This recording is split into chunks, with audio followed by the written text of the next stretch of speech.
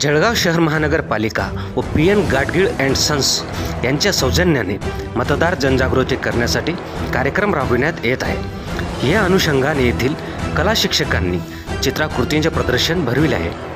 लोकसभा सार्वत्रिक निवडणूक 2024 नुसार मतदार जनजागृती करण्यासाठी कला शिक्षकांनी चित्रांच्या माध्यमातून देशाच्या उज्ज्वल भविष्याकरता मतदान करण्याचे आवाहन केले आहे।